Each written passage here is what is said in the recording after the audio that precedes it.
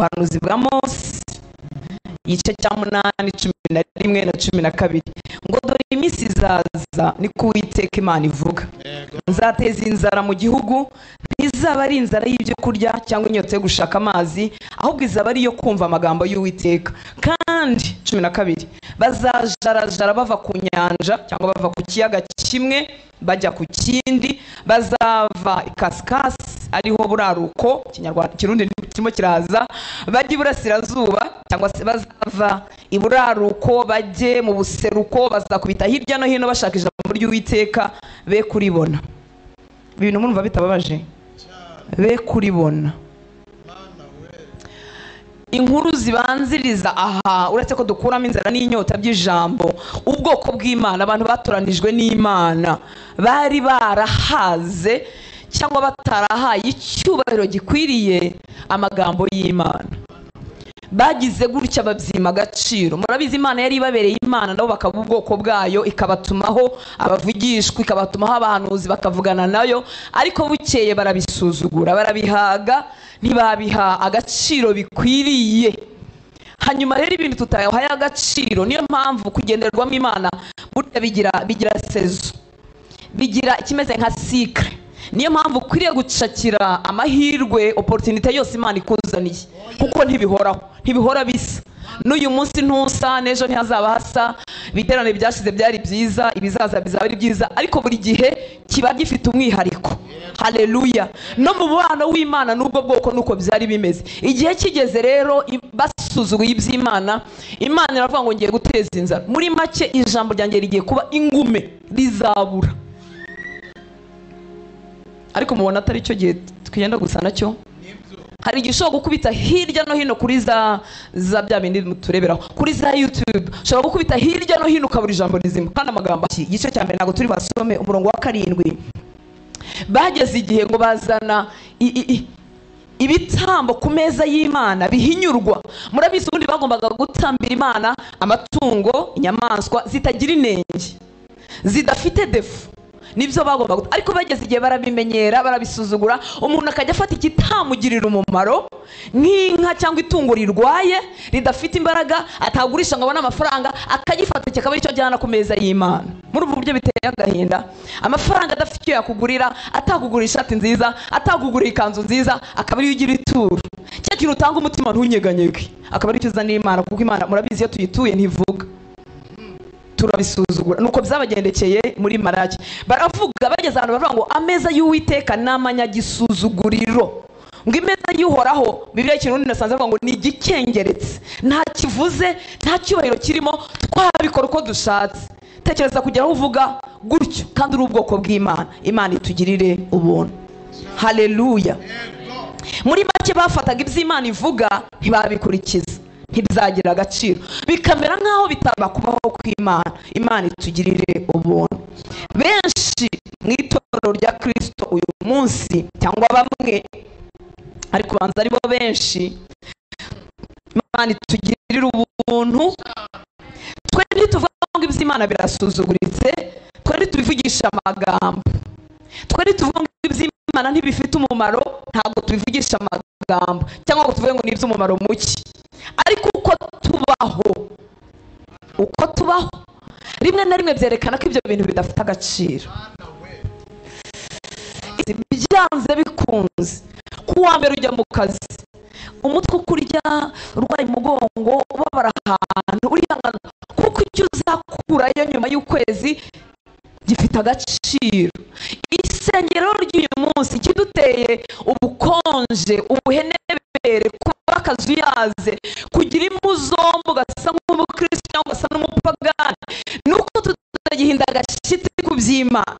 Tuza mu iteraniro, wenda si mwebwe, ariko tutaje tuzi guhura n'Imana, bigatuma rero Imana itugaragarira gakeya. Ubundi uko waje niko Imana ikumererayo kabyara. Ikivomesho uzanye niba ari kinini, igusukiramo byuzuye, waza utabyitayeho ugahabwa nyine bititayeho. Rero ubuzima bw'abana b'Imana benshi. Bamwe barakijijwe, amazina yanditswe mu gitabo cy'ubugingo, ariko babanye n'Imana nk'aho ibintu by'Imana ari ibintu biza ku mwanya wa kabiri, bitari iby'ibanze. Umutima ntubivuga, akanwa ntikabivuga, ariko uko tubayeho kuva ku wa mbere kugeza ku cyumweru bigaragaza ko iby'Imana bifite agaciro gake. Imana itugirire ubuntu. Turi muri iki giterane tuvuga ngo inzara n'inyota by'ijambo ry'Imana. Icyampa umwuka wera yo kabza, muhemu yera akagarura inzara n'inyota nyinshi mu mutima wawe, kuko umutima uzabona Imana ni umutima unyotewe Imana, ni umutima ufite Imana inzara. Imana nticiriritse ku rugero ijya aho batayishaka. Haleluya. Niba musoma Bibiliya, igihe kimwe Yesu yageze iwabo, ubundi Yesu yagendaga ahantu hose agirira abantu bose neza, akiza abo Satani atwaje igitugu ahantu hose, ngo ariko yageze iwabo babona ni mwene wabo. Uzi ko Yesu ngo nta bitangaza bikomeye yahakoreye?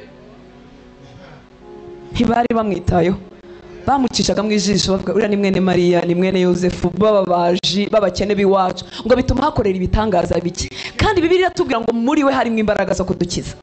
Aho yacaga hose imbaraga zo gukiza abafite inyota zabaga zihari, ariko umutima udafite inyota ntabwo watractinga, ntabwo ukurura Imana. Turasaba Imana rero, haleluya, turi hano duteye intambwe. Ni ukuri abadafite inyota ntibari hano, wenda bari mu kazi, bari mu kabari, simbizi. Turi hano dufite inyota, kandi inyota dufite hari aho yatugejeje, ariko turashaka ibindi. Muri data harimo ubutunzi butagira akagero, turashaka kwigirana imbere nawe, turashaka kurenga aho tugereye. Maze iminsi mubwira ngo ndashaka ibindi bintu. Haleluya. Ndashaka kumenya ku rugero rurenze urwo nkuzi. Ndumva dufitanye umubano mwiza, ariko ndashaka kuko ni mugari, ni munini cyane. Muri we harimo ubutunzi butagira akagero. Uko umutima umugirira inyota niko awuhaza, niko awuzuza. Afite ibyo kukubwira, afite ibyo kukwereka, akubikiye ibintu atarabwira undi muntu, ibintu atarereka undi muntu. Haleluya. Kandi iyo dusanga ntago avuga ngo abapasiteri nibabanze, abavuga butumwa bakurikire, abavuga gishwa bakurikire, aravuga ngo abafite inyota bose nimuze. Haleluya. Abafite inyota bose nimuze. Hanyuma ngo nimuza ngo imifite inyota nibahabwa ibitonyanga, ntago ari gute, imigezi y'amazi y'ubugingo. Afata ubuzima bwe akabubaha bukaba ubwabo, kuko iyo migezi iri imbere muri njyewe. Ubuzima bwa Kristo bugahinduka ubwacu. Abantu buntu bagira intege nkeya, ariko Kristo agafata ubuzima bwe akabuma. Otanse w'umugore usanzwe, Kristo akamuha ubuzima bwe imbere muri we. Haleluya, haleluya. Ubuzima bw'Imana ntitubusanga mu rusengero hagati, buri imbere muri twe. Niyo mpamvu wayihamagara utetse, ukayihamagara uhinga, ukayihamagara ukubura. Haleluya. Ijuru rikagukingukira. Hano tuba twaje guserebra, tuba twaje gutyazanya, ariko ubuzima bw'Imana ni ubwacu. Aba ni muri Kristo Yesu, ariko kandi nibyo abafite inyota. Umwami Imana ko akongera inyota. Ntiwishinge ababihaze, ntiwishinga baza babakurura, ntiwishinga baza barinze kubibutsa. Ntubishinge, ngwino dusiganwe tugana ku mwami wacu. Ujye uhorana imbaraga zigana aho ari. Ujye uvuga utanyongeye amahirwe yo kwicara ku birenge bye, anyongeye amahirwe yo kumva amakuru ye, anyongeye amahirwe yo kwihererana nawe. Ubundi abantu babana n'Imana ntibajya bagira irungu, ngo umuntu ugavuga ngo barantaye, ngo nijye nyine ntibampamagara. Iyo bataguhamagara uvuga uti Imana ishimwe, mbonye umwanya wo kuvugana nawe. Iyo batagusubira uvuga uti Imana ishimwe, baragatinda manze ntindane nawe. Abantu banduranya ngo ntibabasuye, nta mubano n'Imana bafitanye. Imana ishimwe ko ntaza abo basuye babyaye hano cyangwa bagatinda, ariko umuwanduranya n'utafite umubano na Kristo. Haleluya, haleluya, haleluya. Niki rero kirimo kigaragaza ko inyota y'Imana ari nkeya. Imana nta hantu yicaye ngo turayihasanga, ariko Imana iri hehe? Iri mu ijambo ryayo. Tekereza kuba Yesu yaravuze ngo umuntu ntatungwa n'umutima gusa, ahubwo atungwa n'amagambo yose ava mu kanwa k'Imana. Ariko ayo magambo ava mu kanwa k'Imana ntituyagirire umwanya. Muri Matayo 4:4 kaduhere kuri 3 ngo umushukanyi, Bibiliya Kirundi yamwise umugeragezi, aramwegera aramubwira ati niba uri umwana w'Imana bwira aya mabuye ahinduka imitsima. Isi izagupresenta amasolution, ibisubizo binyuranye n'inzira z'Imana bizahora bihari. Iteka iyo tugeze mu kibazo, agatekerezo ku bantu amagambo y'Imana ataravugurura burundu ibitekerezo byabo, agatekerezo ko kwirwanaho muri solicitari y'Imana niko kabanguka. Bakakubwira ati peri murayibuze ariko nawe tanga katanga akazi urakabuze, tenda isoko uraribuze, gira nawe uko wigenza. Isi zahorana solution, ibisubizo bitavuye ku Mana. Nibingibi nibingibi umushukanyi arimo abwira Yesu ngo aramwegera ati niba uri umwana w'Imana bwira aya mabuye ahinduka umutsima, irwaneho gutyo ugira ukuntu bigenza. Hanyuma Yesu aramusubiza. Ndifuza ko uyu murongo dusanzwe tuwuzi ariko nifuza ko tuwumva mu bundi buryo. Ngo aramusubiza ati handitswe ngo umuntu ntatungwa n'umutsima gusa, ntatungwa n'ibyo kurya gusa, ntatungwa n'amafaranga gusa, ntatungwa n'akazi gusa, ntatungwa n'ibifasha uyu mubiri gusa, ahubwo atungwa n'amagambo yose ava mu kanwa k'Imana. Abadokiteri bajya baturangira umuti tugasiga ngo tukajya kuwufata, siko bimeze. Iyo ugiye kwa muganga urwaye ufite n'amafaranga ntushobora kurara utaguze umuti baguhaye, ariko umuremyi w'ijuru n'isi, haleluya, yaratubwiye ngo ubuzima buraha mu magambo yanjye, ubuzima bw'Imana buraha, ariko iyo solution ye ntitwayakiriye bihagije. Imana itubabarire kandi tugarukeho, tujya turangirana ibintu byadufashije. Abadamu turangirana aho dusuka imisatsi, tukarangirana aho twaguze ibitambaro tudodesha, tukarangirana kandi tukajyayo, ariko umuremyi w'ijuru n'isi, haleluya, waduhaye ubuzima bw'Imana tukiri hano muri iyi si y'akaga igira amakuba n'ibyago, arakubwira ngo ubuzima bwo muri njyewe, kugira ngo umuntu atunge ubuzima bw'Imana, ubuzima bw'Imana bumurimo bumubemo, abugendane muri iyi si igoye. Dore umuti, haleluya, ngo atungwa n'amagambo yose ava mu kanwa k'Imana. Mu Gifaransa baravuga ngo l'homme ne vivra pas de paix seulement, mais de toute parole qui sort de la bouche de Dieu. Iyo bavuze ngo l'homme ne vivra pas, ni ukuvuga ngo mbese natabona aya magambo avuka mu kanwa k'Imana azahagarika kuviva, ntazabaho. Niki gitumye dufite abameze nk'indumbi mu nzu y'Imana, niki gitumye dufite ubukonje tudashyuhiye iby'Imana. Nta buzima bw'Imana buhari. Dufite ubusanzwe, ndi mwene kanaka, njyewe ndi mwene Mazimpaka, na mama yitwaga nawe w'Imana Rutanse, mfite ubwo buzima bw'iwabo bw'iwacu, ariko ubuzima bw'Imana niki gitumye butari mu isengero. L'homme ne vivra pas, ntazabaho, nta buzima azagira natarya amagambo ava mu kanwa k'Imana. Iyo ni solution y'Imana, si ibihimbano, si ukugira ngo twuzure mu nsengero, oya, si ukugira ngo tubone batubwira, ni solution y'Imana. Kaduha Imana icyubahiro, haleluya, haleluya. Nutakira igisubizo cy'Imana uzajya mu giterane kimwe, uve hano ujye Life Center, ujye sinzi Horizon des Âmes, ujya ahandi, ariko ukomeze umeze kimwe. Ariko ni wemera solution y'Imana, haleluya, ugaturiza mu rusengero Imana igushizeho, uzagenda ugira umubyibuho mu mwuka, haleluya. Kandi ubuzima bw'Imana muri twe nabonye butihishira, nicyo kintu kitihishira. Ntukenera abakumurika, ntukenera abagukora publicité, ntukenera abakuvuganira kwa mushumba ngo guha gatuti, nta kintu ukeneye ubuzima bw'Imana muri wowe, haleluya. Umuntu ntazabaho nta buzima bw'Imana hanze y'amagambo ava mu kanwa k'Imana, ntabwo. Ntiyigeze atwima igisubizo, ntiyigeze aduhisha amabanga y'ubwami, ahubwo ntitwayahaye agaciro afite, kuko turi mu isi igengwa n'amafaranga, turi mu isi igengwa n'ubutunzi, kandi iyo si tuyimazemo igihe. Umwe akizwa, hari igihe ukizwa uri mukuru, hari igihe ukizwa uri muto, ariko ibintu by'Imana nturya amagambo y'Imana ahagije, mentalite yawe, imitekerereze yawe igakomeza igengwa n'ifaranga ry'isi. Imitekerereze yawe, intekerezo zawe zigakomeza ziyoborwa nk'uko abadafite Imana bayoborwa. Noneho iby'uru rugendo rwo kubana n'Imana bikaducanga, tukabiyoberwa, kuko ntitwemera iyo ngurane, ntitwemera kuguranisha ngo mfate iby'Imana ivuga mbyambrase, mbihobere, bihindura uko ntekereza. Noneho intekerezo za kera tukazigumana, tugahinduka abantu bakubititse. Turi mu Mana, turi mu Mana ariko twarakubititse. Iyi Imana ivuze ngo umuntu ntazabaho, nyine ntazabaho. Niba nta magambo y'Imana arya gitondo na nimugoroba ngo ayabemo, ayemera shore, nyine ntazabaho. Azaba hari, azaba ari umuririmbyi, azaba ari umukristo, ariko nanone adafite ubuzima bw'Imana butemba muri. Kandi kandi nabonye niba hari ikintu kibishye ni ukuba mu gakiza udahari. Birabishye. Ujya kwikorera ibyaha umutima ntugukundire, wagaruka mu gakiza nabwo nturyoherwe. Wasanga duseka uvuga uti bera baraseka ibiki, wasanga dusimbuka tunezerewe utari kubera n'ibiki bigira, hose harakuyobera. Iyizire rero ko n'ubundi waraje. Haleluya. Ngwino n'amaguru yombi maso usogongera ineza ya Yesu. Wenjoyinge, unezerwe umunezero w'agakiza. Haleluya. Unezerwe no kuvugana nawe, unezerwe no kumenywa nawe, unezerwe n'ibyo tubikiye tukiri n'ahanga. Ntabwo Yesu azaturuhura tugeze mu ijuru. Mu ijuru hari ikindi kiruhuko cy'ubundi bwoko.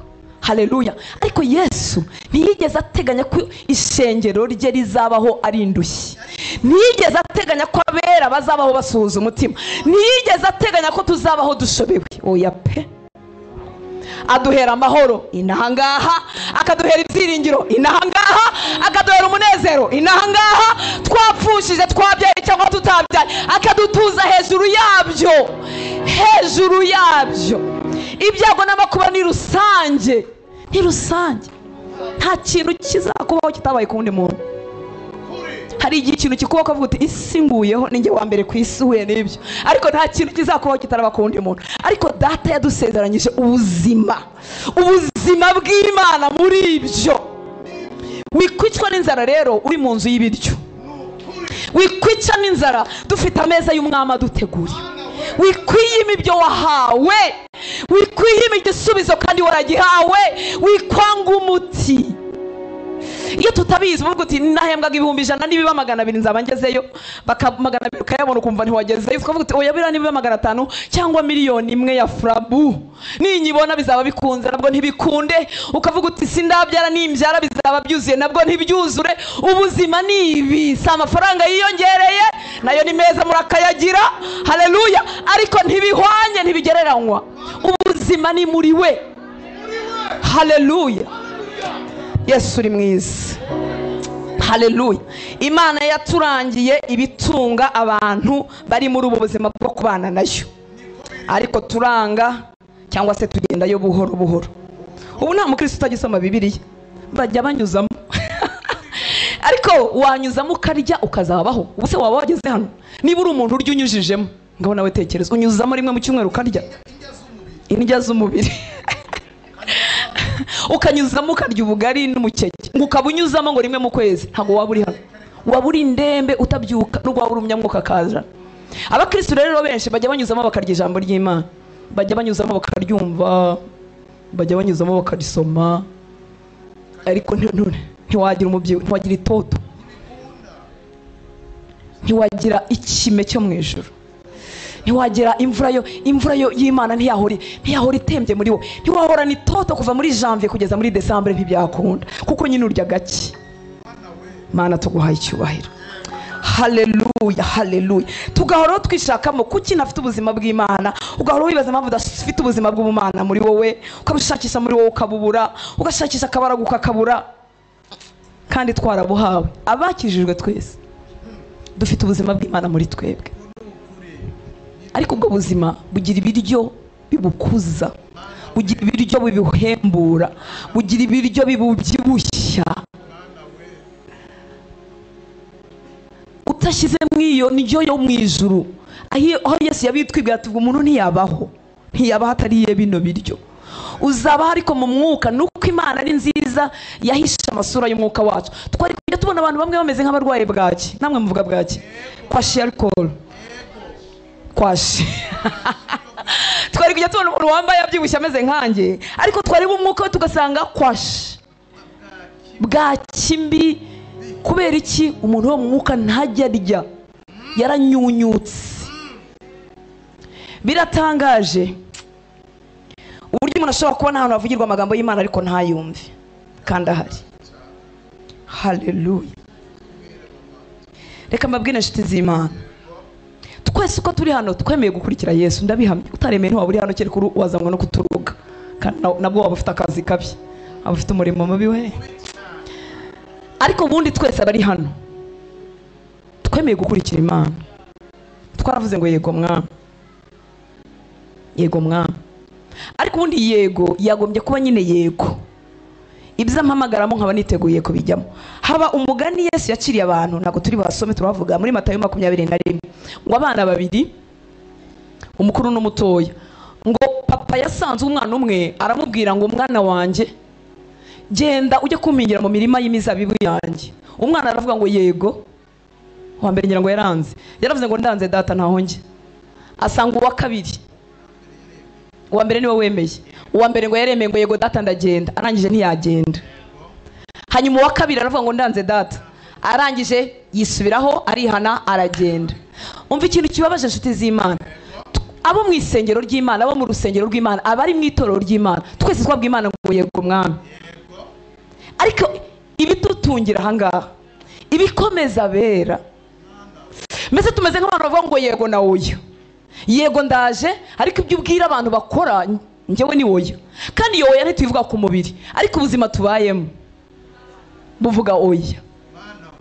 Imana itugirire ubuntu, mureke yego yacu ibe yego. Ikintu cyose Yesu yavuze ko gitunga bari muri runo rugendo, gifate ukigira icyawe. Haleluya.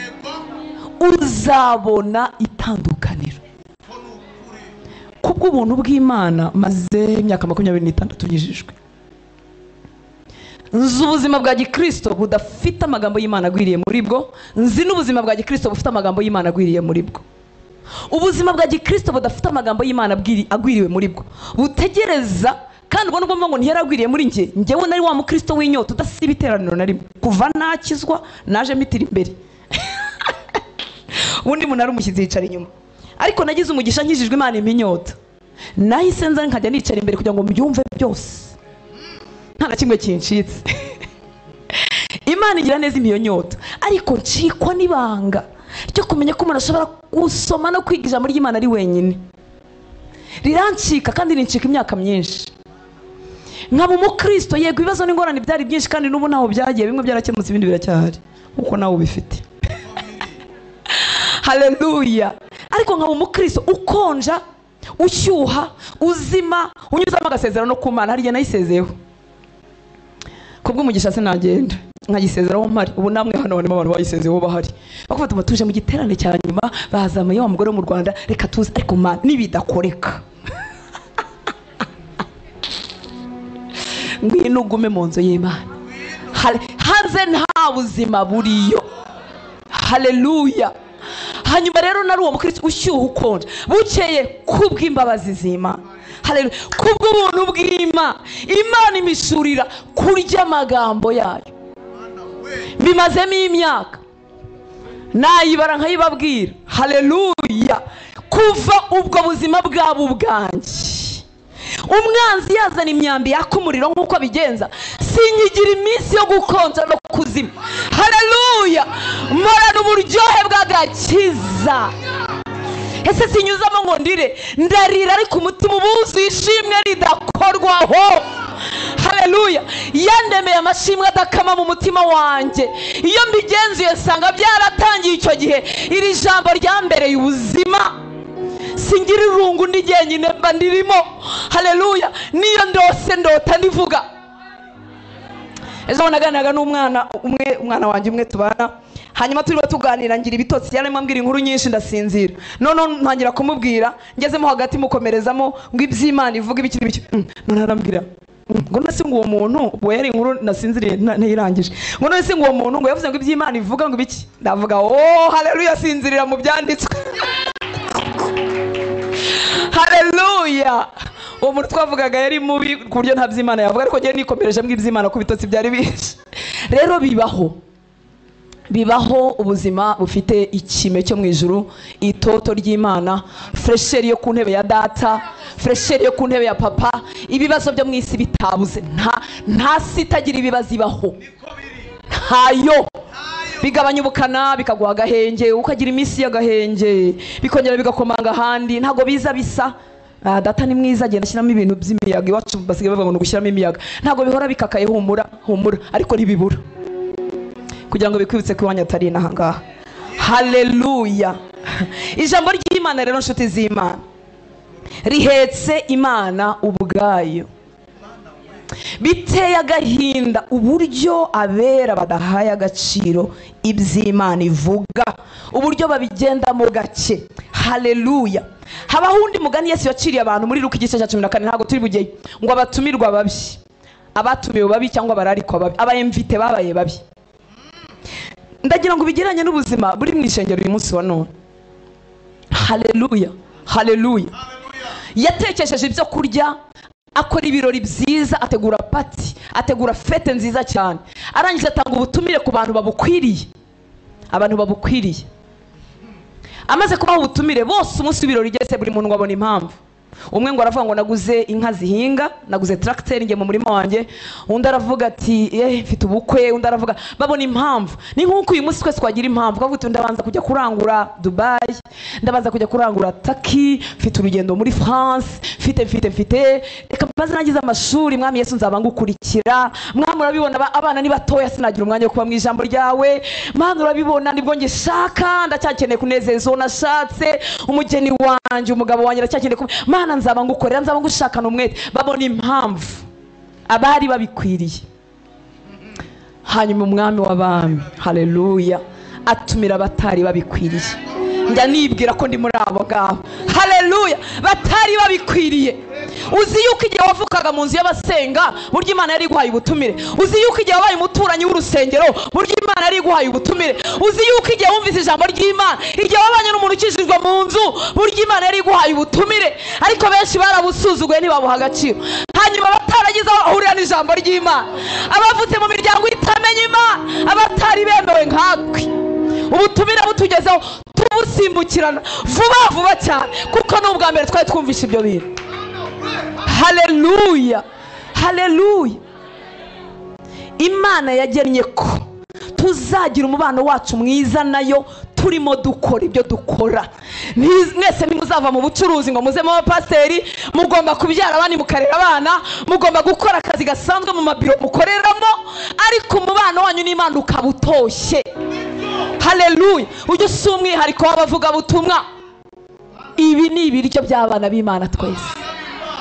Niba Daniyeli yarayoboye intara 120, nukuvuga ngo yari guverineri, yari nka premier ministre w'ibihugu byinshi. Ni nkuko wafata umuyobozi w'iki gihugu, abantu bari mu nzego zo hejuru, adafite umwanya, ariko umubano we n'Imana ugahora utoshye. Haleluya. Data yarabigennye ko bishoboka. Aho wakorera hose n'inshingano waba ufite zose. Ni byiza ko muduha amafaranga yo gukora mu rusengero, ariko ntidushaka amafaranga yanyu yonyine mudahari. Haleluya. Banzuze ni nabwo uzayatanga bihojejeho. Iyo utaje uyatanga by'agahararo, ukayatanga kujya ushaka, ariko wahaye Imana umutima wawe, n'ibyawe byose bibayo. Iki gihe kirakomeye ku buryo utazatungwa n'icya 10 watanze gusa. Ukeneye ubuzima busabanye, ukeneye umwuka wera mu buzima bwawe, ukeneye ubusabane bwawe n'Imana butoshye, kugira ngo iyi si uyibashe. Irimo irarushaho kuba mbi, irimo irarushaho kubaka systeme z'ibya ziri corrupted, zimeze na ku buryo umwana w'Imana atazajyamo ntapfumurira, atabaye corrupted nawe, byongereza ari wacu byari vanze, by'Ifaransa turabyibagirwa, mbese nawe atavanze. Isi irimo iriyubaka mu buryo bukomeye, ku buryo umukiranutsi atazajya abona hamenera akomeje ibyo gukiranuka. Ninde rero uzabibasha? N'ufite ijwi rya Data, n'ufite ubusabane na Mwuka Wera, akamumara ubwoba, akavuga ngo mpagarikiwe n'Imana, nta ruswa ntanga, nta mafuti nkora, nta manyanga nkora, Imana iri kumwe na. Ubwo bushizi bw'amaraga ntushobora kubugira udafite ubusabane na Mwuka Wera. Isi izagukanga, uvuga utabana ndabagaburira iki, ndabigenza nte, standard y'ubuzima nari ndimo ndayivamo, biramera bite? Uzagira ubwoba byanze bikunze. Ukeneye rero ubusabane na Mwuka Wera buhojeje, ukeneye amagambo y'Imana wibitsemo ku giti cyawe. Haleluya. Ku giti cyawe inshuti y'Imana, kandi Data arabitanga. Biratangaje uburyo muri iki gihe turimo, nicyo gihe cyiza cy'itorero, ariko abera ntabyo tuzi. Twumviye tuza kuhaba Yesu ahari, tukajya tugenda tukamukoraho. Yesu yabwiye abigishwa ngo icyabakiza nuko nagenda. Yesu ntabwo abeshya. yaza gusanga icyiza ari uko yahaguma bayarahagumye, twese tukajya dushaka amatike y'indege tukajya i Yerusalemu. Ariko bavuze ngo icyaba cyiza nuko nagenda, kuko ningenda noneho nzaba mpari mpabereye icyarimwe. I Bujumbura mungire, i Kigali tubagire, mu cyaro iruguru y'inanga umuntu yuzura umwuka wera ari wenyine, atazi no gusoma no kwandika, adatunze n'ifaranga na rimwe, yuzura umwuka wera. Haleluya! Nicyo gihe cyiza cy'itorero, nicyo gihe nshaka umushumba cyangwa umukozi w'Imana mukeneyeho ubuyobozi n'inama, ariko nicyo gihe mwuka wera yamuvugisha nanjye akamvugisha, ntagira titire n'imwe. Haleluya! Nicyo gihe ushobora kuba umukristo mwiza w'uru rusengero, ukahaboneka mu gihe cyose cy'amateraniro, ukahaba igihe uri n'ahangaha, ariko wagira n'urugendo ugiye kurangura mu Bushinwa, mwuka wera uraha nawe mukagendana. Nicyo gihe cyiza cy'itorero. Imana itugirire ubuntu. Haleluya, haleluya we, haleluya. Ko ndimo kuryoherwa ubu nzarangiza ra. Yohani 5:24.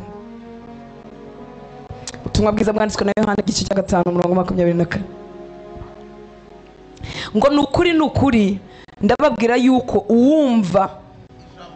uwumva ijambo ryanjye akizera uwantumye aba afite ubugingo buhoraho, kandi ntazacirwaho iteka, ahubwo abavuye mu rupfu ageze mu bugingo. Uwumva ijambo ryanjye akizera uwantumye, uwumva ijambo ryanjye akizera uwantumye. Ijambo rihetse data. Uwumva ijambo ryanjye, uwumva ijambo rya Kristo, muri make rizanye iki? Rije rihetse nyiraryo, rije rihetse uwadutumye. Haleluya! Ijambo ry'Imana rihetse Imana. Ejo ngira ngo umushumba bivuzeho ngo yohereza ijambo rye rikadukiza. Kubera iki? Imana iri muri ryo. Haleluya! Rije ryikoreye kubaho kw'Imana, rije ryikoreye Imana, rihetse Imana. Ntushobora kumbwira ngo wubahe Imana utubaha ijambo ryayo. Ikinyoma. Icyubahiro ufatanye ijambo ry'Imana nicyo cyubahiro uhaye Imana. Ariko muzarebe twarabimenyere, ijambo ry'Imana rivugwa cyangwa natwe tubyisomera tuba tunyuranyuranamo, biba bidafite agaciro ukuntu. Ariko uwumva ijambo ryanjye akizera uwantumye, ese ko ari ukumva kuki hajemo n'uwamutumye? Nuko uwamutumye ni ryo ryonyine aserukiramo, ni ryo ryonyine agaragariramo. Haleluya! Kumva gusa ukizera uwadutumye ngo bigahita biguhesha ubugingo budashira.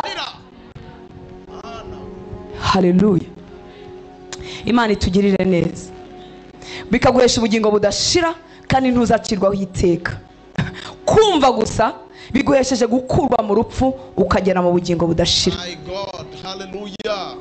Haleluya! Ijambo ry'Imana tuvuga ni iryo gutuma wizera Imana yariduhaye. Malheureusement, ikibabaje mu kinyejana turimo cy'ubukonje, hadutse abantu bakunda twebwe turivuga, badakunda uwadutumye. Umuntu ashobora gukunda rutanze pe, kama n'amafaranga ye, kama impano ze, adakunda uwantumye. Umumaro w'ijambo ry'Imana nuko wumva ukizera uwantumye, apana rutanze. Haleluya! Nagahinda kubw'ubuntu bw'Imana ngenda menywa n'abantu. Ushize nahuye n'umwana yaje iwacu iriya mu cyaro, ariko abahanzi akimbona mu muhanda yari yasinze yarangiye, yari yambaye ubusa, ariko arambona aramenye, arambwira ati turagukunda, ruri minota ava mu kanwa, ati dufata agafoto, duhita tugafata ko ngunda abo ngabo ndabakunda, duhita dufata agafoto, yari yambaye ubusa, ngo arankunda, kandi koko buriya arankunda ntabeshye, ariko ntiyizera uwo mvuga. Mana itugirire ubuntu. Haleluya! Nukuri ndababwira yuko wumva ijambo ryanjye akizera uwantumye umumaro wo gutega amatwi ijambo ry'Imana ni ugutuma wizera uwo turivugamo nyiraryo. Haleluya. Tuzunguka cyane nukunda uwo mvuga, nibyo bifite umumaro w'iteka ryose. Ni ikinyoma. Ubundi ikigo igituma Imana iduha igikundiro abavuga butumwa, tukajya tunabiyoberwa natwe ngo twirate. Igituma Imana iduha igikundiro ni ukugira ngo nkunde, kuko umuntu wakunze ubasha no kumutega amatwi, nturambirwa kumwumva. Ariko icyo gikundiro icyo kimaze ni ukugira ngo untege amatwi none wumve neza uwo mvuga. Haleluya. Si ukugira ngo nkunde bigarukiraho, ni igikundiro cy'igitizanyo. Usi icyacu ikintu cy'igitizanyo, ubundi rutanse ntiwamunyweraho n'amazi, yakurambira kumureba, wajya ubona ahengamye ukuntu ukongera ukabona ameze. Ariko igikundiro, kandi abavuga butumwa bose bakunda Yesu bagira igikundiro. Yaba yarahengamye igikano, yaba ari mugufi cyane, yaba ari muremure cyane bikabije, yaba adafite igikundiro, adafite isura nziza, agira igikundiro cy'Imana. Niyo mpamvu baririmbye Imana ibaha umugisha, mukwiye kurinda igikundiro mwahawe, kuko igikundiro cya attractinga abeza n'ababi, kizana abahehesi n'abazima. Icyo gikundiro data kidutiza kugira ngo wumve uwo tuvuga, wumve uwo tuvuga, uhuzwe n'uwo tuvuga. Haleluya. Imana irakakitwongera kibe cyinshi kugira ngo n'abatarabimenya badukunde, hanyuma bahure n'uwo tuvuga. Haleluya. Imana ishimwe cyane. Amen. Reka tujye muri iri jambo, niba bamaye umwanya ungana gute ntabyo nzi. Haleluya. Mukomeze mwicare mwihangane. Yohani igice cya 8. Ariko mwihangane n'ukuri kuko nzahanataje ubundi. Kutinda ijoro rimwe nta kibazo. Pastor wanyu mujye mu mucunga we nica amasaha mu birebe n'uwanyu muri kumwe. Haleluya. Ubutumwa bwiza bwanditswe na Yohani igice cya 8. Yego. Tujya dutinda no mu birori, tujya dutinda no muri za anniversaire. Mureke dutinde no ku birenge by'umwami no ku meza y'umwami. Ni na weekend. Yohani 8. Turasoma 31 na 32. Twongere dusimbe tusome 37 na 43. Yego. Haleluya. Mana ni nziza. Mana ni nziza cyane. Ngo nuko Yesu abwira abayuda bamwemeye. 31. Nuko Yesu abwira abayuda bamwemeye ati nimuguma. Nimugira gute? Nimwaguma. Niko havuze. Yesu abwira abayuda bamwemeye ngo nimwaguma mu ijambo ryanjye muzaba bigishwa banjye nyakuri. Nimwaguma. Iyo wumvise kuguma cyangwa nimwaguma, demeurer, gutinda ahantu, uhita wumva ko ahantu hameze nk'ikibanza, ni place. Yego. Kuko akantu k'akanyuguti ntiwakagumamo wakinjiramo gutese. Ariko nimwaguma nuvuga ngo mu ijambo ni ubuturo. Haleluya. Hari ikibanza umuntu yicaramo akagumamo. Murangi mvashiti z'Imana. Haleluya. Nimwaguma mu ijambo harimo ubuturo. Ubu hari abantu barituyemo kandi byatumaze impagarara, byatumaze ubwoba bw'ibihe. Njya ngenda numva nkomeye mw'abantu mwe.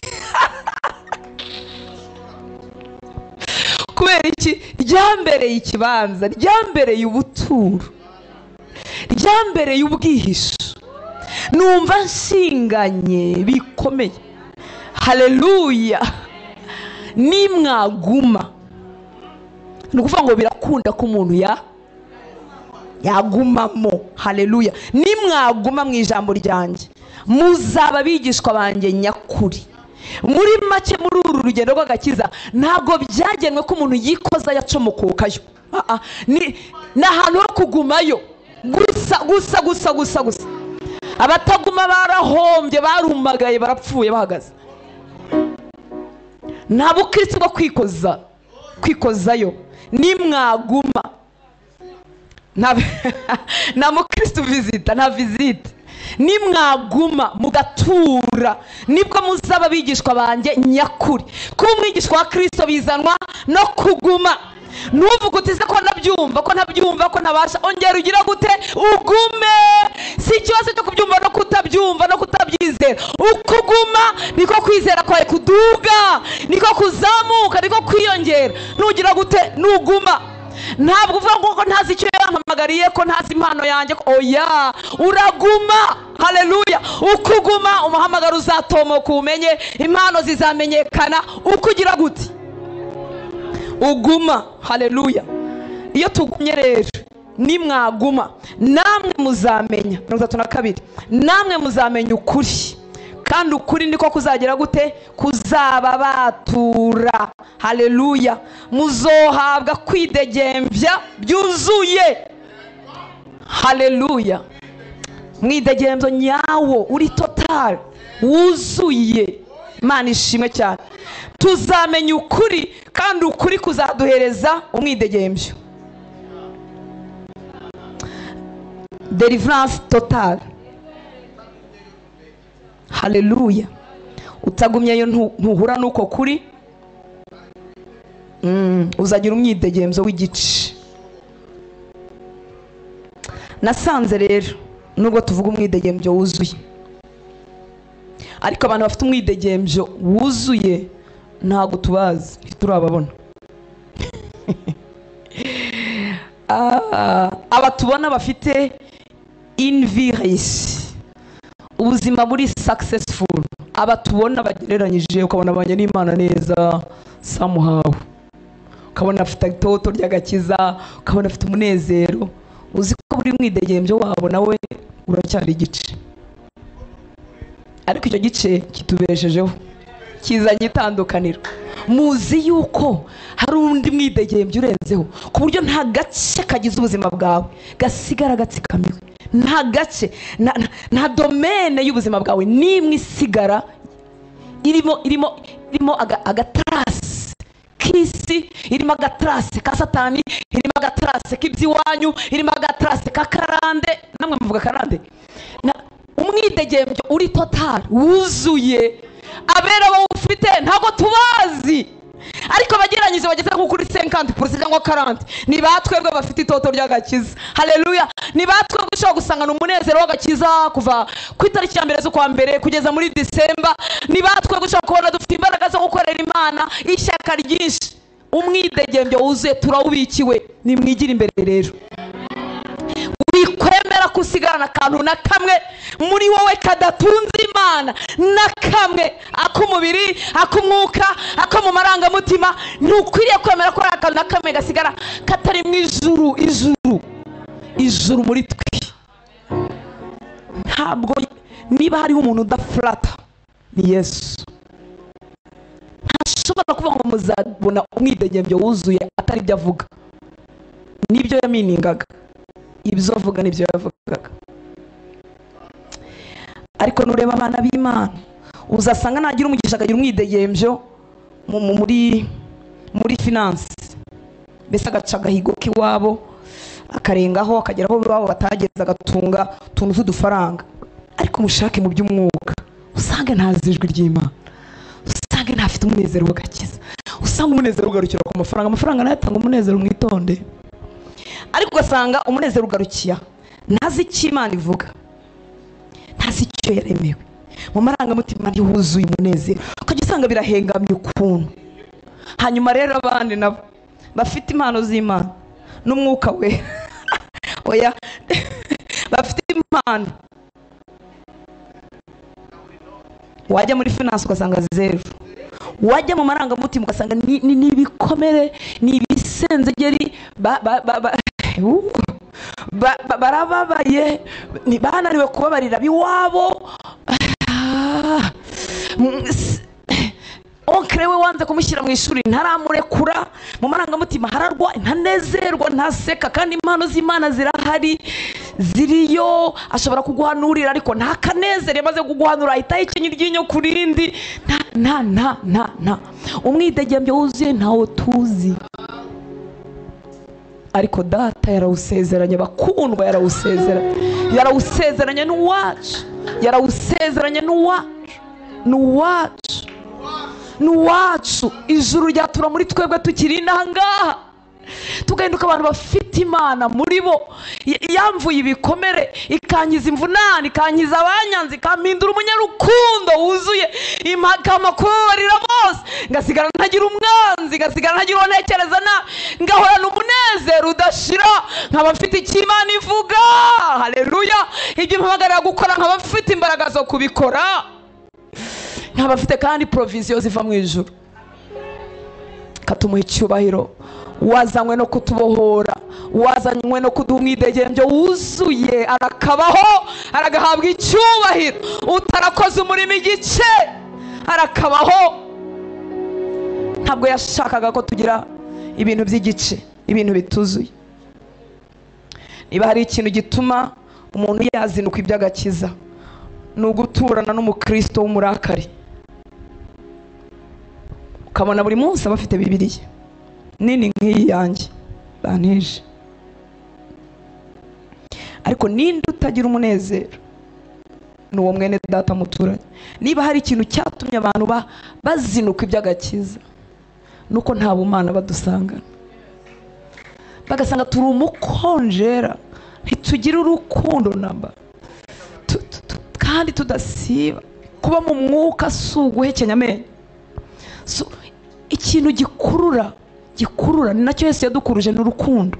Yadukunze tudakwiriye, araza aranyemera ntakwiriye yo kabyara, ankuruzi neza, arambwira ati ngwino kuri nzagukiza wahageze, ngwino kuri nzakweza, ngwino. Urukundo nirwo rwadukijije. Ariko abana b'Imana kubera ibikomere bitakize, ntabwo turakara tubishaka, burya ntabwo duhekenya iryinyo tubishaka, ntabwo tuba umukonjera tubishaka, ahubwo ibikomere ntibyakize. Imiruho iyo twahuye nabyo mu bwana biduhindura babi, ariko Yesu burya afite imbaraga zo kubyinjiramo, akaguhindura umuntu uryoshye. Ubundi umuntu Yesu yageze mu duce twinshi, kwicarana nawe biraryoha, wumva utamuva iruhande, ahumeka amahoro, atanga umunezero. Iyo umuhobeye wumva ubuzima, iyo wicaranye nawe wumva biryoshye, y'ibyiringiro byari bigushizemo biragaruka. Mwemerere yinjire hose, ntagira agace nakamusigara utamuhaye. Umwidegembyo wuzuye, namwe muzamenya ukuri, kandi ukuri niko kuzababatura. 37 ngo nzi yuko muri abuzukuru ba Aburahamu. Ubwo inkuru zo hagati murazizi cyangwa muraza kuzisoma. Ngo nzi yuko muri abuzukuruza ba Aburahamu, ariko murashaka kunyica, kuko ijambo ryanjye ridafite umwanya muri mwe, ntirigira ikibanza muri mwe. Ni ukuvuga ngo ijambo ubwaryo ni ikibanza twicaramo tukaguma, sibyo? Ni handi twavuze ngo nimwaguma, ariko noneho ijambo rigira ikibanza mu mitima yacu. Iyo ijambo tutaritinzemo ngo dutinde ku birenge bya Yesu bihagije, ijambo ntirigira ikibanza mu mitima yacu. Iyo ritagize ikibanza mu mitima yacu, turakomeza tukamera nk'uko twari tumeze. Niyo mpamvu abanga barimo barivuga ngo twebwe turabuzukuru ba Aburahamu. Uratubwira ibyo kugira umwidegembyo, ntitwigeze tuba abaja, abagaragu, imbata, esclave z'umuntu n'umwe, ko turi abana ba Aburahamu. Ariko arababwira ngo ijambo, nubwo muri urubyaro rwa Aburahamu, ijambo ntirifite ikibanza mu mitima yanyu. Niyo mpamvu mushaka kunyica. Iyo ijambo ridafite ikibanza mu mitima yacu, tugumana ingeso za kera n'imimererwe ya kera. Wo kwanga turamwanga, wo kwishyura tukamwishyura, wo kubwira nabi tukamubwira, wo gutuka tukamutuka, wo gusuzugura tukamusuzugura, kuko ijambo ridafite ikibanza, ntirifite ikibanza mu mitima yacu. Ariko nirigira ikibanza, rizatwambika akamero nk'aka Kristo, rizazana impinduka mu buzima bwacu. Abantu bazabimenya ngo ni ukuri yarakijijwe, ubuzima bwe bwarahindutse.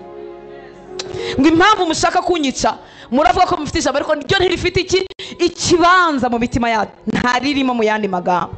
Haleluya. Ijambo ry'Imana uko ritagira ikibanza muri wowe, bizatuma ukomeza kuba nk'uko abatamuzi babaho. Nitagira ikibanza muri wowe, uzakomeza kugira ubwoba bw'ubuzima, ubwoba bw'imibereho. Ariko nirigira ikibanza, uzagira umutekano wuzuye. Uzavuga uti data aranzi, ibije nge simbizi, ariko data arabizi. Uzahorana amahoro asesuye. Bazavuga ngo igitoro kirazimbye cyangwa cyabuze, uvuga uti amaronko yanjye ava mu ijuru, data azagira uko agenza kuko ijambo rifite ikibanza mu mutima wawe. Iyo ijambo ritagize ikibanza tuba turi abakristo batonda ku cyumweru ariko bafite impagarara z'isi. Niba hari ikintu kivuna ni ugutekereza iby'ubu buzima. Uzi ko umuntu ashobora guhangayikira uko umwana we aziga muri kaminuza kandi umwana we yiga muri maternelle, ukarwara stress, stroke, umutima ugahagarara ngo umwana ngo ubuse ngo aziga kaminuza gute? Seriously, umwana yiga muri maternelle ugatangira kubara minerval ya university. Imihangayiko. Nzabahone. Ese ubu nihagira ko nshaka umugore nzakura he amafaranga yo gukora ubukwe? Iyo ijambo ridafite ikibanza dukomeza gutungwa n'ibitunga bisi. Abisi batungwa n'amafaranga bakoreye, twebwe amaronko yacu ni mu ijuru. Haleluya. Icyo data azasanga ko nkeneye hano mu isi aziyaranja kizane. Watungishije eri y'ibikona aracyariho. Haleluya. Icyo azabona nkeneye muri uru rugendo kijyanye n'umugambi afitiye, data za providing aziyaranja. Reka tumuhe icyubahiro. Haleluya. Haleluya. Ariko uko gutekana, iyo sekirite y'umutima ntushobora kuyigizwa n'ijambo wumvise rimwe, nuko ijambo rizagira ikibanza mu mutima wawe. Haleluya. Haleluya. Niritagira ikibanza uzahorana ubwoba bw'ubuzima, uzahorana guhangayika. Ariko nutunga amagambo y'Imana akuzura muri wowe, azakumaramo impagarara z'ubuzima. Haleluya. Haleluya. Amagambo y'Imana kuyubaha bisa n'ubupfu. Ejo nanone umushumba yabivuzeho, Imana yahisemo gukirisha abayizera ubupfu bw'ibibwirizwa. Iyo ibi bintu ugiye kubishyira mu bikorwa uteka usanga ari ubupfu. Imana yabwiye Yosuwa, kandi Yosuwa yari umurwanyi. Reka tuvuge uyu munsi nk'uko Imana yabwira General Yosuwa, ikamubwira ngo ku Gikanani hariyo abanzi benshi, hariyo abagabo bafite intwaro zikomeye, ariko ku Gikanani Yosuwa n'uburi General ntabwo uzatwara imbunda, ntabwo uzagenda urwana. Urumva ibyo bintu atari ubupfu? Ni ubupfu bubi. Ahubwo Imana iramubwira ngo umva rero Yosuwa, kugira ngo ube successful, kugira ngo ugire ubuzima buri haisi, kugira ngo usimbure umugabo ukomeye witwa Mose, fata aya magambo yanjye. Ibyo bintu wabibwira umugenerali ngo ugiye ku rugamba ngo fata amagambo y'Imana mu mutwe? Ubupfu. Ngo fata amagambo yanjye ujye uyabamo, generali abe muri Bibiliya. Mbega ubupfu we. Fata amagambo yanjye ujye uyasoma, uyatekerezaho ku manywa na nijoro, mu kanwa kawe ntakavemo, ujye uyavuga. Aho kubwira abasirikare ngo mutonde musururu moja sinzi ibyo bavuga, ukababwira amagambo y'Imana. Murumva atari ubupfu? Ubupfu. Ariko Imana yaramubwira ati kugira ngo ugeze abantu i Kanani. Kandi urabizi Yosuwa nawe ufite ubwoba, gusimbura umuntu ukomeye biravuna, burya wakabona wisimbura umuntu umunyantege nke. Umuntu wabyicaga we tuzi ko bitunganye, ariko gusimbura umuntu wavuganaga n'Imana imbona nkubone. Kandi ukamusimbura utari mu bantu bibyegera wabugufi, mbese bakagukura iyo bakakuzana ngo niwe usimbura Mose. Niyo mpamvu Yosuwa yari afite ubwoba, niyo mpamvu mu gice kimwe cya mbere gusa arimo za ntutinye zingahe. Imana yaramubwira ati ibi bintu rero kugira ngo bishoboke, fata aya magambo, fata amategeko yanjye uyatekerezeho ku manywa na nijoro, mu kanwa kawe ntagire ikindi kintu uvuga, abe ku rurimi rwawe. Nubona bariya mugiye gutera ari banini babarusha imbaraga, ujye uhita uvuga ngewe ibyo mvuga. Yosuwa arabifata, ashyira ubujenerali hasi, ashyira kumenya kurwana hasi. Mwibuke ko intambara za mbere yajyaga zirwana Mose azamuye amaboko hejuru, ariko n'ubundi yatsindishwaga no kuba ari umusirikare, yatsindishwaga no kuba amaboko azamuye. Ubupfu bw'ibibwirizwa. Nudafata iki ijambo ry'Imana rivuga ngo wemere kumera nkaho ubaye umwana mutoya, uzabihirwa turyohewe, uzabihirwa twe turyohewe, kuko twahisemo ubupfapfa. Haleluya. Ubupfu bw'ibibwirizwa nibwo data akirisha abamwizera. Biratangaje. Igihe kimwe yabwiye Gideoni, ndategereza mu gice cya 7 cy'abacamanza, ariko ati Gideoni utwaye abasirikare benshi. Ubundi umuntu yagiye kurwana yagashatse ko abantu bose bajya mu gisirikare akaba benshi. Utwaye ingabo nyinshi zigabanya, bajyanye ku mazi nkwereke ko mbagabanya mbaye ikizamini gitoya, abanywesha umunwa, abanywesha abadubikamwe amazi, abanywesha ibiganza.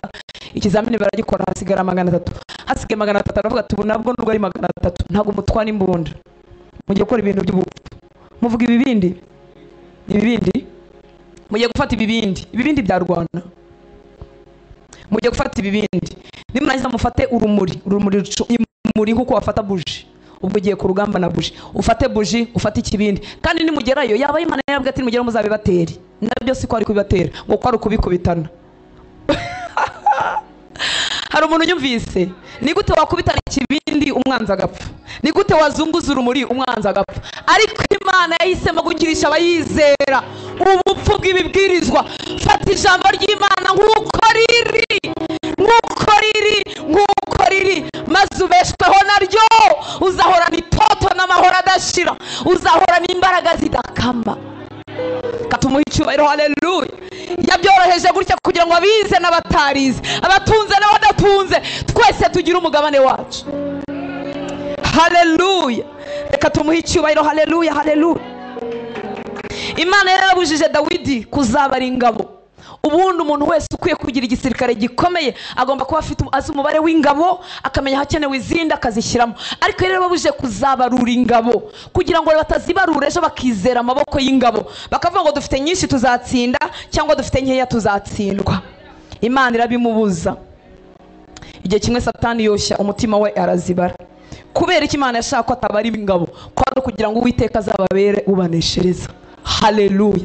Gutsinda kwacu ni we, kunesha kwacu ni we, kubaho kwacu ni we, ubuzima bwacu ni muri we, kwiga no kwigisha abana ni we, kubaho ni we, imbaraga z'agakiza ni we. Mureke duhaguruke dusenge. Mwami Yesu abaho umugisha. Haleluya. Ndasaba Imana gurema inyota nyinshi mu mutima wawe. Nicyo twavugaga uyu munsi. Data, turemera inyota, dutunge deliverance yuzuye, dutunge umwidegembyo wuzuye, dutunge umwidegembyo wuzuye. Data arashaka ingabo muri iki gihe cya nyuma. Urugamba rushijeho gukomera. Umwanzi wacu arabizi ko yenda kuzafungwa akanagwa epfo mu mwobo. Satani arabizi ko itorero riri muri gihe cya nyuma, niyo mpamvu akajije ingamba. Data rero akeneye ingabo, ingabo zidatinya ikintu icyo ari cyo cyose. Data akeneye ingabo zamaramaje. Data akeneye ingabo zidafite kubohwa, zitaboshya ahantu na hamwe. Iteka ifite amarangamutima arwaye, umwanzi azabona hamenera. Iyo utababariye, umwanzi azabona hamenera. Iyo ufite agahinda mu mutima, umwanzi azakubasha. Mu ntege nke runaka mu mwuka wawe niho azamenera akubasha. Data akeneye ingabo zo gukorana nazo mu gihe cya nyuma. Akeneye abagore bamaramaje, akeneye abagabo bamaramaje, akeneye abasore n'inkumi bafite imbaraga z'Imana muri bo. Akeneye ingabo zizi icyo Imana ivuga, ziziranye n'Imana yazo, zidatinyishwa n'ikintu icyo ari cyo cyose. Ukeneye kurya ibyo kurya byo mu mwuka bihagije. Turasaba umwuka wera ngo atwongerere inyota. Ukwiye kuba udafite icyuho namba mu buzima bwawe. Ukwiye kuba udafite umwenge, umwobo ahantu umwanzi yakurasira. Ukwiye kuba warasanwe rwose. Ukwiye kuba warabohowe rwose. Ukwiye kuba nta cyuho umwanzi yameneramo. Ukwiye kuba wuzuye ubumana muri wowe. Iyo mvuga kuzura ubumana simvuga ko ibibazo byose biba byarakemutse, ariko n'ahatarakemuka Imana ibirimo. Haleluya. Ushobora kuba afite ubukene bw'ikintu runaka, ariko Imana irimo. Iyo Imana irimo nta cyuho Satani abona. Ushobora kuba afite umugore utarakizwa, umugabo utarakizwa, umwana utarakizwa, ibintu runaka bitameze neza, ariko Imana ihari. Cyo cyuho ntikinyica. Ariko uzicwa na depression y'umugabo udakijijwe, Imana nibitarimo. Uzicwa na depression y'abana batakijijwe. Uzicwa n'agahinda kuko watinze kubona amafaranga. Uzicwa n'agahinda kuko watinze gushaka, Imana nibitari muri icyo cyuho. Munyemerere dusenge inshuti z'Imana. Ujye gusaba Data kongera inyota. Mwibuke ko ijambo ry'Imana rihetse Imana, rihetse Imana, ngo yohereze ijambo rye rikadukiza. Yohereza ijambo rye rikadukiza. Yashaka kudukiza aravuga. Ijambo rye rimeze nk'itegeko. Ijambo rye ni imbaraga. Ijambo rye rirazura. Ijambo rye ribeshaho. Ijambo rye ryemesha umuntu akarekeraho guhetama. Ijambo rye rigarura valeur muri twebwe, tukumva turaba agaciro. Isi yatwambuye agaciro, ukavuka mu muryango batakwemera cyangwa batagushaka. Isi ikagupfunyarika, ubukene bugagupfunyarika, gutabwa n'abantu, kubura umuryango bikagupfunyarika. Ariko ijambo ryaza rikakwemesha, ukumva uri umwana w'Imana ukunzwe, ushyigikiwe, ukumva nturi ikibyarwa. Kuvuka nabi bigashira, bikagushiramo ukumva urashyigikiwe. Uri ingabo yo gukorana n'Imana mu gihe cyanyu. Ntukwiriye kugira icyuho namba, ntukwiriye kugira agace katari mu Imana. Saba Mwuka Wera kongera inyota kugira ngo amagambo y'Imana agwirire muri wowe, ahindure uko utekereza. Ibitekerezo byo gutsindwa bihinduke, ibitekerezo byo kunanirwa bihinduke, ibitekerezo byo kurambarara bihinduke, ibitekerezo by'ubwihebe no kutagira ubuzima agahinda kimuke. Reka tumuzamurire amaboko. Data, tuguhaye icyubahiro uyu mugoroba, tuguhaye ubuzima bwacu mwami w'abami. Twuzuza inyota aho twayitakaje. Garura ubuzima, garura ubuzima, garura ubuzima mu bahungu bawe n'abakobwa bawe. Garura ubuzima nshuti nziza. Reka umutima watakaje inyota uyigarurirwe. Reka umutima watakaje uburyohe bwo kubaho wongera urya amagambo yawe uzuke ubeho. Wagiye ku musaraba kugira ngo umwidegembyo wacu utaba igice. Wakoze umurimo wuzuye, ntiwigeze ukora umurimo w'igice. Ndasenze uyu mugoroba ngo umwana wawe wagize inzara n'inyota byo kuza mu nzu yawe, umwidegembyo wuzuye uhinduka umugabane we mwami w'aba, uhinduka umugabane we mwami w'aba. Wagiye ku musaraba wishyiraho ibirego byose, intege nke zose, gutsindwa kwacu kose, ibyatunaniraga byose warabizamukanye ku musaraba. N'ibyari byaratunaniye kuzuza ngo za nzandiko zaturegaga, izi nzandiko zaturegaga ku byagizwe tutabyubashye, tutabibashije, ariko zose uzidukuzaho kuzibamba ku musaraba. Wikoreye uburwayi bwacu, wikorera ibyaha byacu, ibyo mu ibanga n'ibizwi, wikorera intege nke zacu, wikorera ahahise hacu. Ndasenze ngo umuhungu wawe, umukobwa wawe ufite amateka mabi, abantu batakarije icyizere, ntawamwemera, ntawamukingurira, nawe ubwe ntiyakwiyemera, yumva adakwiriye. Ibyo byose wabizamukanye ku musaraba. Reka uyu mugoroba bisige ku musaraba wawe mwana. Muri iri teraniro hasigare abasore, abakobwa, abagabo n'abagore bahinduwe ingabo zawe. Aho twari ibiretwa, aho twari dufite intege nkeya, reka dusohoke twese turi ingabo z'Uwiteka. Twuzuye umuriro wawe mu mitima yacu, twuzuye imbaraga z'Umwuka Wera, twuzuye inyota, tugambiriye kutazongera kuva ku birenge byawe, tugambiriye kujya turya amagambo yawe kugira ngo umubyibuho mu mwuka uhinduke umugabane wacu. Urakoze mwami Yesu, urakoze Data. Gukomera, icyubahiro, ubutware n'ibyawe. Uri Imana y'amahirwe ya kenshi, uri Imana y'amahirwe ya kenshi. Reka umwana we wari waragiye kure uyu mugoroba bimubera ikigoroba cyo kugaruka, ikigoroba cyo kugaruka aho uri. Reka utari warakumenye uyu mugoroba ataha akwizeye, akwemeye, akwizeye, akwemeye nk'umwami n'umukiza w'ubugingo bwe. Twogejwe n'amaraso yawe, twatunganijwe nayo. Reka turimo gusenga, niba utaraha Yesu ubuzima bwawe, abandi duhumirije ku maso yacu dusenga, ugisaba umwidegembyo wuzuye. Niba utaraha Yesu ubuzima bwawe, uzamura ikiganza. Yesu akaba atari umwami w'ubuzima bwawe, zamura ikiganza cyane niba uhari. Wifuza guha Yesu ubuzima bwawe, wifuza ko akubera umwami.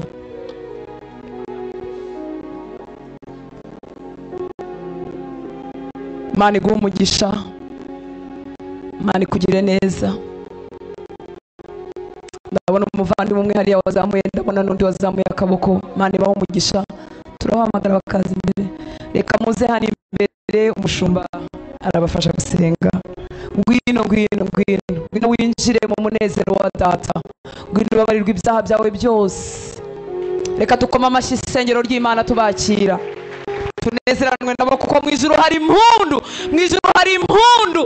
Aba nibo Yesu yaje gushaka, mu ijuru hari umunezero. Karibu pastor, karibu pastor.